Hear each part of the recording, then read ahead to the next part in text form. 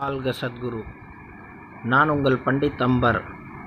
Friends, மிதுன லக்னம் எடுத்துக்கிட்டிங்கன்னா இது ரொம்ப நல்ல லக்னம். இல்லற வாழ்க்கைக்கு ரொம்ப சிறந்த லக்னம்னு சித்தர்கள் பாடி இருக்கிறாங்க. ஃப்ரெண்ட்ஸ், இந்த மிதுன லக்னத்தில் பார்த்தீங்கன்னா இவங்க ரொம்ப புத்திசாலியான ஆளுங்க. ஏன்னா இவங்க லக்னாதிபதி புதன், பூர்வ புண்ணியம் சுக்கிரன், பாக்கியம் சனீஸ்வரன்.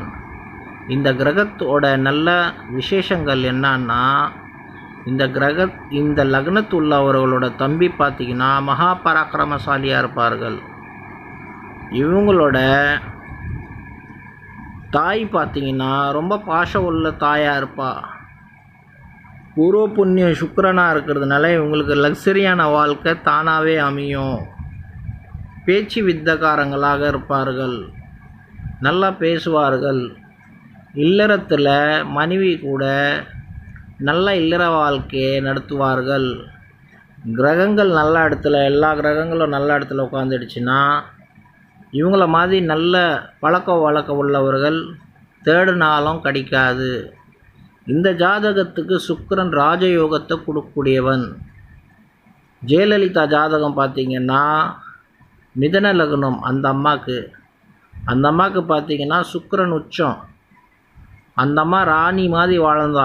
அந்த அம்மா உயிரோடு இருந்த வரையும் தமிழ்நாட்டில் அவங்கள அரசியல் வாழ்க்கையில் யாருமே தோக்கடிக்க முடியல. காரணம் சுக்கிரன் அந்த அளவுக்கு அவங்களுக்கு நல்ல சாரம் பெற்று நல்ல டிகிரியில் அவங்களுக்கு மீனத்தில் உட்காந்துட்டு இருந்தார். ராஜயோகத்தை கொடுத்தாரு.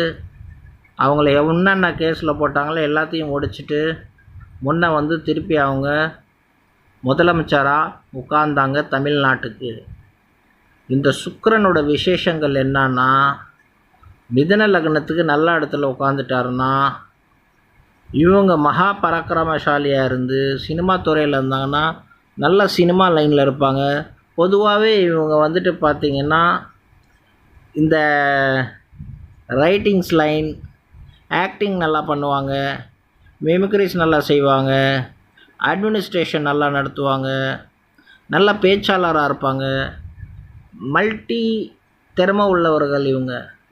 காரணம் என்னன்னா, புதன் ரொம்ப இவங்களுக்கு விசேஷமாக இவங்களுக்கு சுகஸ்தானாதிபதியும் புதன் ஆகிறாரு, லக்னாதிபதியும் அவர் ஆகிறாரு.